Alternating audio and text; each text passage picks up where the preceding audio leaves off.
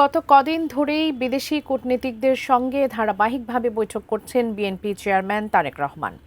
গুলশানে বিএনপি চেয়ারম্যানের কার্যালয়ের সামনে আছেন সহকর্মী মনিরুল ইসলাম মিন্টু। এই মুহূর্তে বিস্তারিত জানতে যুক্ত হচ্ছে তার সঙ্গে। মিন্টু, একটু জানাবেন, এই যে নির্বাচনের সামনে কূটনীতিকদের সাথে ধারাবাহিক বৈঠক, এটি আসলে কি বার্তা দিচ্ছে? নির্বাচন আসলেই বিদেশি কূটনীতিকদের তৎপরতা বাড়ে এবং রাজনৈতিক দলগুলোর সঙ্গে তারা ধারাবাহিক বৈঠক করেন এবং এরই অংশ হিসেবে বলা যায় যে বিএনপি চেয়ারম্যান তারেক রহমানের সঙ্গে গত কদিন ধরেই বিদেশি বিভিন্ন কূটনীতিকদের সঙ্গে ধারাবাহিক বৈঠক চলছে। সকালে সুইডেন এবং ডেনমার্কের যে কূটনীতিকদের সঙ্গে বিএনপি চেয়ারম্যানের তারেক রহমানের প্রায় 1.5 ঘন্টা বৈঠক সেটি চলে। বিএনপির চেয়ারম্যান তারেক রহমান তিনি বেলা 11টার দিকে গুলশান কার্যালয়ে পৌঁছান এবং এরপরে এই বৈঠকটি শুরু হয়।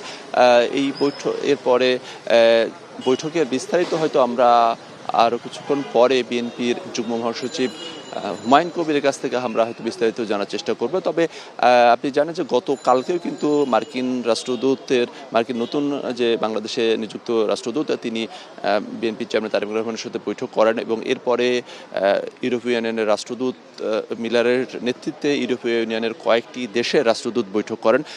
যদিও বৈঠকের পরে হুমায়ুন কবির গতকালকে বলেছিলেন যে আসলে অত্যন্ত আন্তরিক পরিবেশে এই বৈঠকগুলো অনুষ্ঠিত হচ্ছে এবং আগামী বাংলাদেশের উন্নয়ন সহ বিভিন্ন বিষয় নিয়ে আলাপ আলোচনা হচ্ছে। তবে এখন যেহেতু সামনে নির্বাচন, সেক্ষেত্রে বিদেশি যে কূটনীতিকগুলো বা বিদেশিরা আসলে বাংলাদেশে কেমন নির্বাচন দেখতে চায় তাদের একটা প্রভাব বিস্তারের একটা চেষ্টা নিশ্চয়ই থাকে এবং রাজনৈতিক দলগুলো বাংলাদেশের যে পরিস্থিতি সেটি নিয়ে তারা তাদের যে পর্যবেক্ষণ সেটি তুলে ধরার চেষ্টা করেন।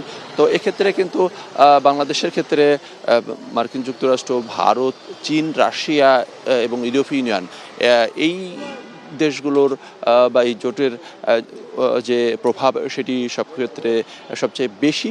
ফলে এই রাষ্ট্রদূতগুলো যদি কোনো রাজনৈতিক দলগুলোর সঙ্গে বৈঠক করেন সেক্ষেত্রে কিন্তু একটা বাড়তি আগ্রহ তৈরি হয়।